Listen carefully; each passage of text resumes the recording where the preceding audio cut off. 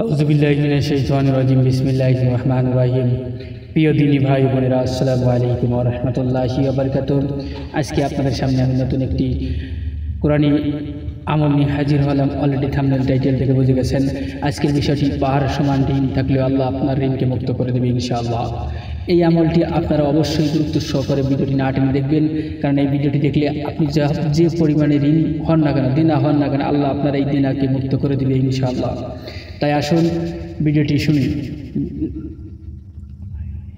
আপনারা যারা দিন দিন ঋণগ্রস্ত হয়ে পড়তেছেন এবং প্রচুর টাকার ঋণ হয়ে গেছেন, এই ঋণগুলো মুক্তর কোনো পথ খুঁজে পাচ্ছেন না, বা মুক্ত করার জন্য কোনো রকমের কাজও খুঁজে পাচ্ছেন না, যদি আপনি ঋণগ্রস্ত থাকেন, এই ভিডিওটি আপনার জন্য।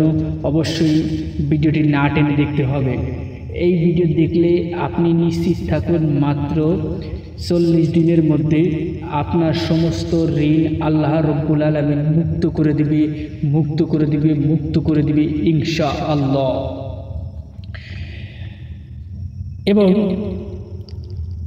এই দোয়াটির এতটা শক্তিশালী, হাদিসের এই দোয়াটি আমি একবার তিলাওয়াত করতেছি। আল্লাহুম্মা কফিনি বিহালালিকা আন হারামিকা ওয়া আগনিনি বিফাদলিক আম্মান সিয়াক। এই যে দোয়াটি আপনারা স্ক্রিনেও দেখতেছেন, এই দোয়াটি জুমার নামাজের দিন 69 বার পাঠ করবেন।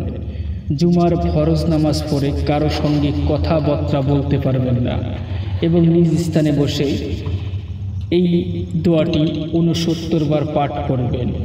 পাঠ করার পরে আল্লাহ রাব্বুল আলামিনের কাছে দোয়া করবেন। এরপরেই দেখবেন খেলা।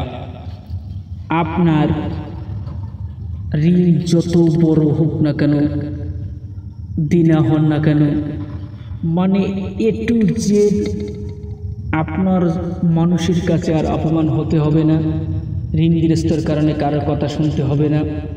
এই আমলের বরকতে আপনার ঋণ আল্লাহর পক্ষ থেকে মুক্ত করে দিবেন। এবং এটি এক সাহাবী থেকে বর্ণনা করা হয়েছে, তিরমিজির হাদিস। আপনারা অবশ্যই এই দোয়াটি আমল করুন, আল্লাহ আপনার ঋণকে মুক্ত করে দিবে। তাই ভালো লাগলে চ্যানেলটি সাবস্ক্রাইব করতে ভুলবেন না। ভালো থাকবেন, সুস্থ থাকবেন। আসসালামু আলাইকুম।